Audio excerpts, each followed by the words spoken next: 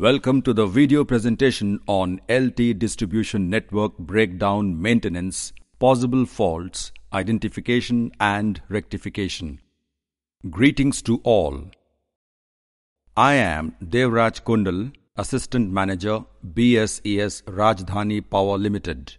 Today, we will discuss and know about the LT faults, possible breakdowns in LT distribution network and their rectifications. We usually receive many complaints saying that there is no electricity in the house. We go to the house of the complainant and check to find out if there is really no supply. In this situation, we first check the display in BSES meter. If we notice that there is no light in the display of energy meter, we will check on the pole or underground cable or check the service line. Fault identification and rectification at consumer's premises. Let's identify the fault. First, we see if there is fault at consumer's premises against no current complaint. This is because the consumer reported that there is no electricity in their premises. Lineman visits the consumer's premises.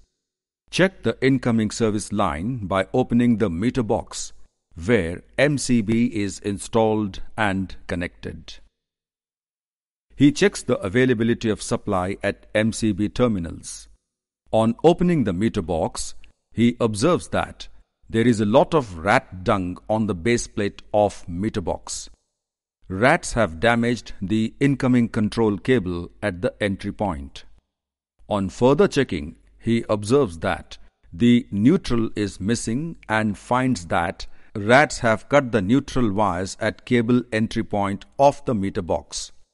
Lineman checks the availability of supply at meter board in the presence of consumer. The lineman is showing the consumer that supply is available up to his MCB from the meter terminal. In many cases, there will be no supply at consumer's MCB from meter. In that case, the lineman checks the service line from feeding point. He checks the bus bar box where service line is connected from the meter. On opening the bus bar box, the lineman finds loose connections and temporary joints. Bus bar strips are missing and incoming and outgoing lines are jointed and tapped. 2 outgoing service lines are cut from the joint. Outgoing leads are overheated and damaged. Supply is missing from bus bar boxes. Leads are temporarily jointed. Incoming service line is damaged at bus bars and overheated at joint. The joint of incoming service line is loose and the circuit is open from the feeding point. Similar condition prevails at pole, where due to jumbling of service lines and excessive stress on cables, there is a no current complaint.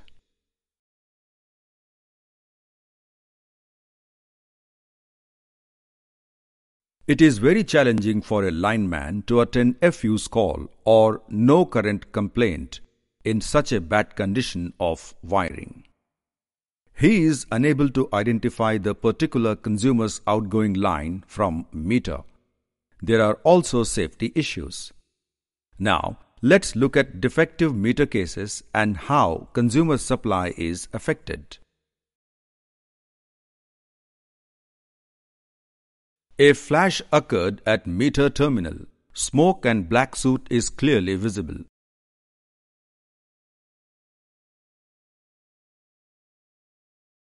These are cases where the meter is burnt.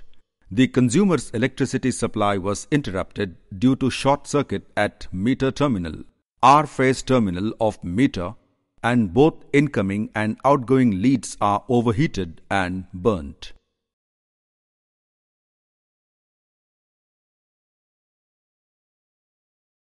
The worst thing that can happen when a heavy flash occurs in meter box with fire is the complete damage of metering equipment.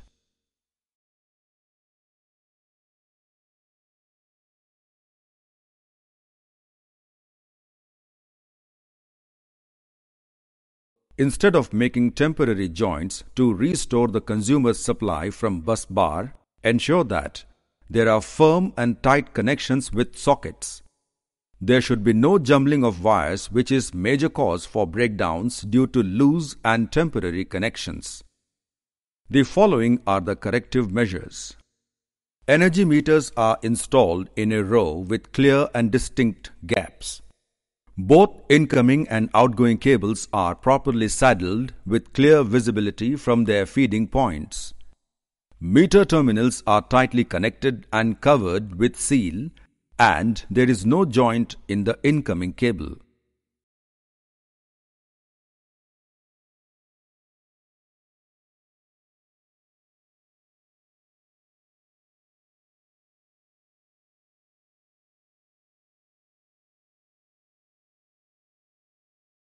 To avoid many service lines from a single pole and to avoid jumbling, pole mount distribution boxes are commonly used.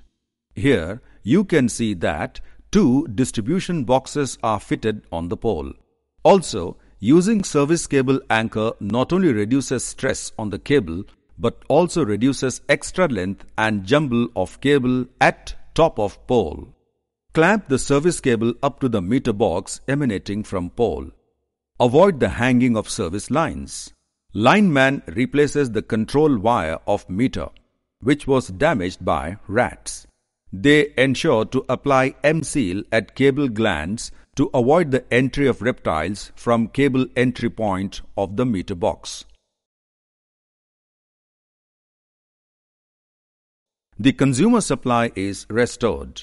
Testing of meter and readings is being carried out in the presence of the consumer. In this way, clean and tidy wiring makes it look aesthetic. It not only reduces no current complaints or fuse calls, but also saves electricity waste due to loose joints and overheating of connection leads. You can see that a lineman is repairing the LT service cable emanating from transformer to consumer premises.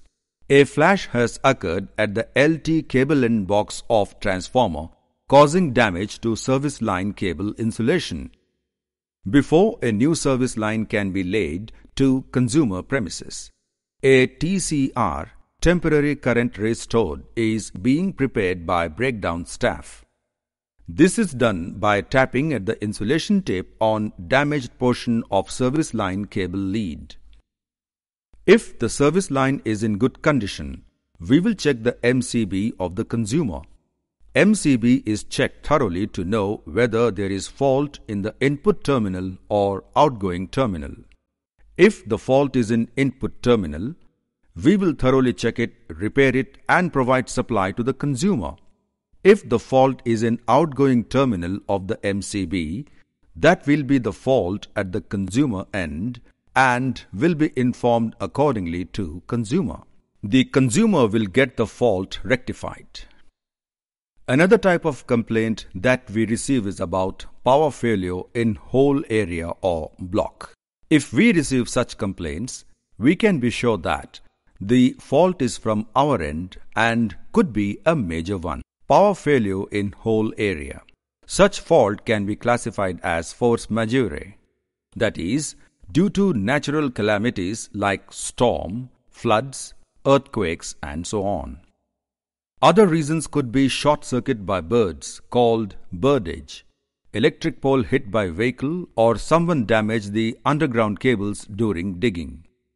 Civic agencies carry out unscheduled digging along the cable route to lay their gas, water or optic fiber lines. They often damage the electric cables. Let's see some breakdowns due to natural disaster. This is case of storm where LT lines are damaged due to uprooted tree falling on the cable and road. Apart from supply failure, there can be severe traffic jam. LT lines are lying on the road. Breakdown staff make a temporary barricade by placing their van in the center road. This is to avoid heavy vehicle passing over the falling lines. On the other side, they placed tree branches as barricade. Due to a severe storm, a communication tower gets uprooted and falls on the wall of an electric substation. Due to immense pressure, the wires snapped, including the LT lines.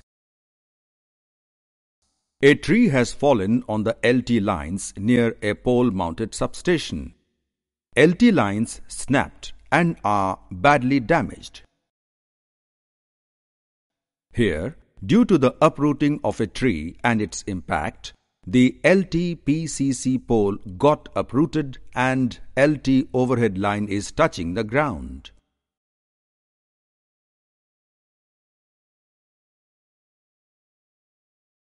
This is a case of a Boeing aircraft force landing in field of urban area. It hit a tree which fell on electric lines. Here, a tree fell on the LT lines and blocked the road. This is an LT-PCC pole hit by a vehicle in a small lane. The pole is broken. You can see that the street light fixture accessories and the wires are damaged. These are emergency situations. Hence, the breakdown staff has to restore the supply to make the system normal. Let us see how the system is being made normal. The defective portion of system is sectionalized. New poles are being erected and the lines are being shifted to new poles in the flood-affected area with the help of a crane. New LT lines are being laid to restore the supply. With the help of cranes, the uprooted trees are being removed. Roadblocks are being cleared. A broken tree is being lifted with the help of a crane to remove it from the lines. The branches of trees are being lifted and taken away by crane.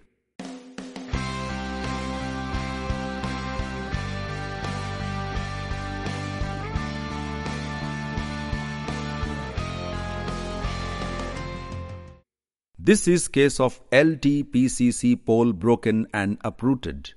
It has been hit by a tractor trolley. You can see that the lowest conductor line snapped and has fallen on the ground.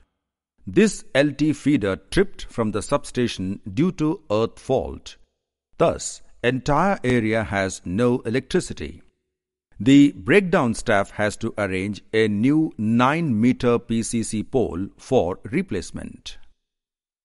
They will have to take permission for emergency shutdown of HT feeder also, as LT lines are leaning over the HT pole, and for erection of new LT pole. The electric supply of the area should be restored within 6 hours as per regulation. LT poles are being carried in a pole cart for replacing the broken poles. If we receive such no current complaint for a whole area, we check the ACB and then do area patrolling. During area patrolling, we first check the overhead lines to check if there is any fault. If any fault is found in the line, we rectify it and close the complaint.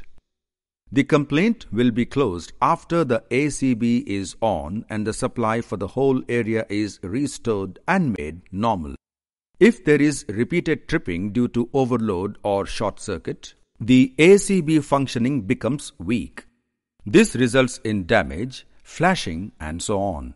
In such cases, the breakdown staff bypass the burst ACB. Then, they try to restore the supply and take up the task of replacing the old ACB with a new one. Here, you can see an LT switchboard panel. It is manufactured in 1989 and has fuse units for housing HRC cutouts. Thus, it has become obsolete as on date.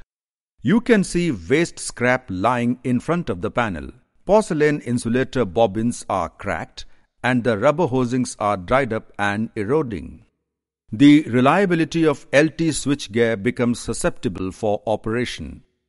The lineman is confused as to how to take up the job. This is because all the components in the panel are on the verge of collapsing. Thus, repair is not feasible.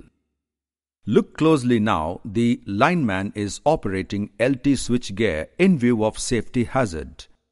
The ultimate solution is to replace all old off-date panels with new ones. Here you can see that the complete LT panel has been replaced with new ACB. Each LT feeder is having individual ACB. Their tripping mechanism has been set according to their load profile. In this way, the system is made reliable and efficient. Let's see the comparison between old and new panels. Here, you can see the old bulky panels. There is only one LT main switchgear having one incoming line from the transformer LT side and 3 outgoing feeders, where one is faulty. Repairing the LT bus is a tough task. This is because of non-availability of obsolete accessories. Moreover, repairing it takes a lot of time, and after repair, they have very low reliability. In this case, all the feeders mentioned above are replaced with new ACB. These are easy to operate and efficient. This is an LT ACB of 400 amperes made by Larsen & Toubro. It has setting at 75% in its tripping relays. We are going to energize the ACB after cleaning the dust and washing the arc chamber with CRC. If the frequency of complaints increases in an area, it means that the fault is not inside the individual ACB, but in the LT main. In this case, we check the LT main for the second time and do patrolling in the area. There are 3 types of LT mains in general according to distribution transformer capacity. They are 400 kVA, 630 kVA and 990 kVA respectively. In 400 kVA transformers, 800 ampere LT main is installed. In 630 kVA transformers, 1250 ampere LT main is installed. And in 990 kVA transformers, 2000 ampere LT main is installed. The LT main setting is done at 80% to avoid overloading. If a fault arises in this condition, we patrol the area to check for unbalanced load, brigade, jumpers snap, breaking of neutral and so on. Most of these complaints are due to neutral breakdown. In that case, we check the neutral, connect it properly and connect to the jumper properly. Then we go to the substation and switch on the LT main. This is how we complete an LT breakdown complaint. Let's have a close look at an LT overhead network. You can identify the fault in case of breakdown as you can see the complete network. We start from the dead end of LT pole. You can see that there are 5 ACSR conductor lines wound over shackle insulators on D clamps. The upper 3 heavy conductors are 3-phase lines. The next one is a low-size conductor for street light. The 5th one is neutral and lowest is GI wire, which guards all the above wires. This is called earth or ground wire. Each ACSR conductor is connected with extension loop. In local language, it is called ghodi. All the interlinked connections to the lines are made from these extension loops. When we proceed to the next span, which meets at T point, these are connected with jumpers through extension loop or ghori. These jumpers act as isolation points of each pole line. The faulty portion of a distribution line is thus isolated. All the service connections to the consumers are connected on extension loop. This is for easy isolation and least effect on main line conductor in case of a fault. This is an LT control panel in a substation. You can see that there is an LT main connected from the transformer outgoing. It is distributed to a number of individual feeders like outgoing feeder to street light, zonal office, school, and others. In case any fault occurs either in earth or overcurrent overload, the individual feeder gets tripped. You can see that this is outgoing feeder for the capacitor bank. It controls the voltage regulation of the transformer. We get different types of complaints such as low voltage, high voltage or fluctuations. Here you can see how the field staff checks the status of LT lines. They are equipped with multimeter and clamp-on meter. Checking of the line condition by multimeter and clamp-on meter. Checking of the line condition by multimeter and clamp-on meter. Checking individual line status of voltage and current. The on-line status is displayed on the multimeter. In these conditions, we will do area patrolling to find out the cause of complaint. It may be due to unbalanced load, jumper snap, neutral breakdown, face-to-face short circuit or DD fuse blow on HT side of distribution transformer. The engineer checks the phase current with the help of clamp-on meter. In case of unbalanced load, the load in RYB phase should be properly balanced and the current in neutral should be zero ideally. However, 20% of total phase current is allowed.